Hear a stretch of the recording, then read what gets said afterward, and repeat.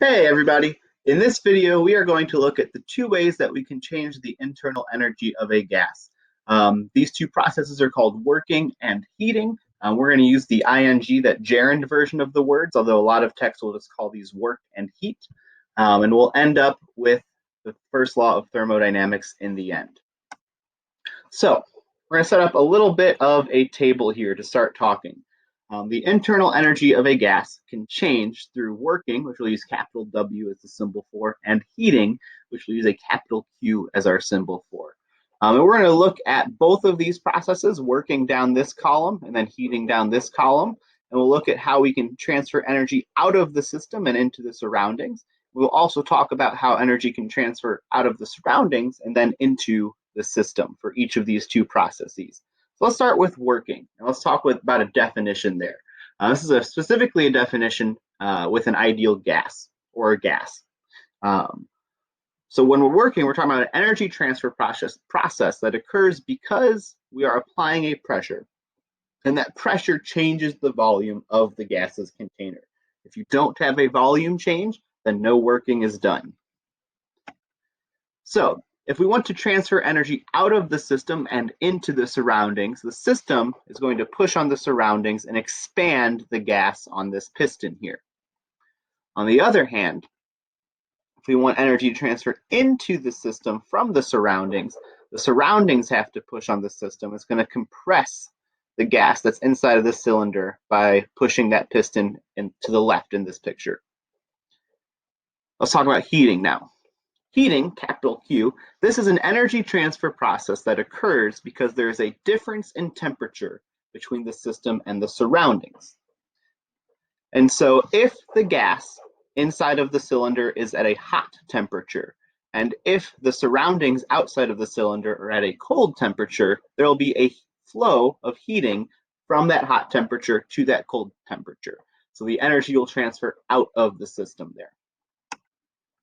On the other hand, if the surroundings outside of the cylinder are at a hot temperature and the gas particles inside of the system are at a cold temperature, there'll be a heat flow, or there'll be some heating that goes from the surroundings into the system. So we want to transfer energy out of the system, then we need a colder atmosphere compared to what's in the cylinder. If we want to transfer energy into the system, then the gas that's inside of the cylinder must be colder than what's outside of the cylinder. Hot and cold here are relative terms. It's just which one's at a higher temperature than the other. Heating through diffusion, or heating in general. Heating will always be a flow of energy from a hot temperature to a cold temperature and not the other way around. I have a little bit of a simulation here to show that. Using this PhET simulation, we can put in a bunch of blue particles on the left, and we can put in a bunch of red particles on the right. And we can make the blue particles very cold. We'll put them at 50 Kelvin, and you can see that slows them down because temperature is a measure of the average kinetic energy of the gas particles. And we'll increase the temperature of the red particles on the right up to 500 Kelvin. And that makes them go much faster, as you can see, again, because temperature is a measure of the average kinetic energy of the gas particles. And we are going to put in a particle flow rate here, which you'll see whenever we remove this green barrier between left and right. And we'll also show some data. In particular, I want you to pay attention to the average temperature on the left and the average temperature on the right. And I want you to look at the mechanism of why that flow may be happening looking at these particles. Let's go ahead and remove that divider. So getting rid of that divider, we can see that more of the red particles from the right are moving left than there are blue particles from the left moving right. And this is just because they're faster. They're able to cover more distance. So as that happens, the fast particles spread out to the left, but eventually blue particles start spreading out to the right. And it happens that as they collide, the faster red particles transfer momentum to the slower blue particles, speeding them up. And so we can see the temperature now is starting to spread out to be a little bit more even. So we get heat flow from hot to cold because of a statistical probabilistic process where it's just more likely that the fast particles are going to end up on the left and the slow are on the right. And eventually those collisions make it so that on average, any particle, blue or red, has the same speed. Now, this is for two gases that are interacting, but even if you have a hot, let's say we're talking about a house now, and it's hot inside of your house, it's winter, you have the heat on, and it's cold outside of your house. There's still going to be heat transfer that goes from the inside of your house to the outside of your house, and that's going to happen due to a similar process, but it's more of a two-step process. The hot particles, hot gas particles in your house start beating up against the walls, and the walls vibrate, and then that vibrates the cold gas particles outside of your house. So it's a similar process, but with the molecules in the wall getting vibrated in between.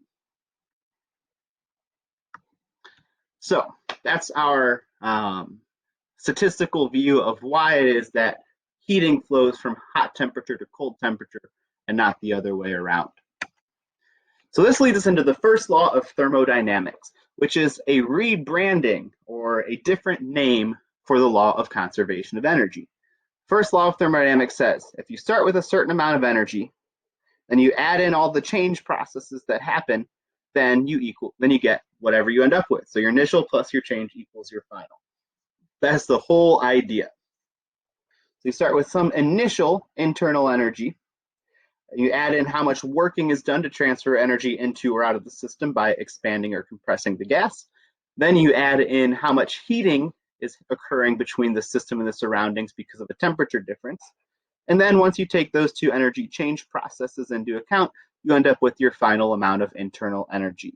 Another way to state this is that your change in internal energy from initial to final is equal to your working process plus your heating process. This equation is important to understand what it's saying.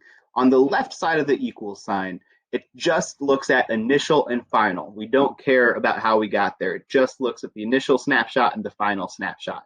The right-hand side of this equal sign is the process. How did we get from initial to final?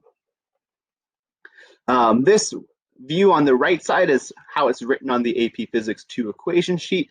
I typically write it as you see on the left here. I find that to be much more helpful for me. So how are we going to visualize this? We're going to use some LOL energy bar charts with this. So to start, the first bar, the first L, this will be your amount of initial internal energy. We'll use a bar to represent how much energy there is.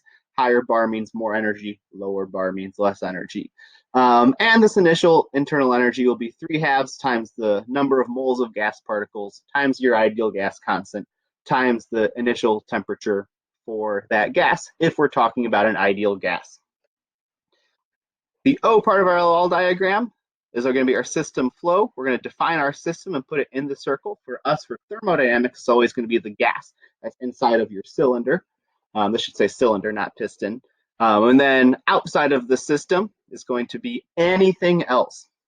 We've got anything that might be outside of the system interacting with that piston.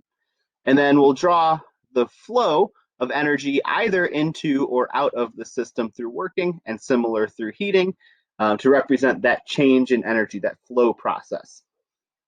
And then we'll have a second L for our final internal energy. In the example I've drawn here, the internal energy overall has increased. We have a higher bar, and we would find that by doing 3/2 nRT, T being the final temperature in that final scenario. So there's our first law of thermodynamics, both as an equation and as a visual schematic. In our next video, we'll look at a concrete example using these diagrams.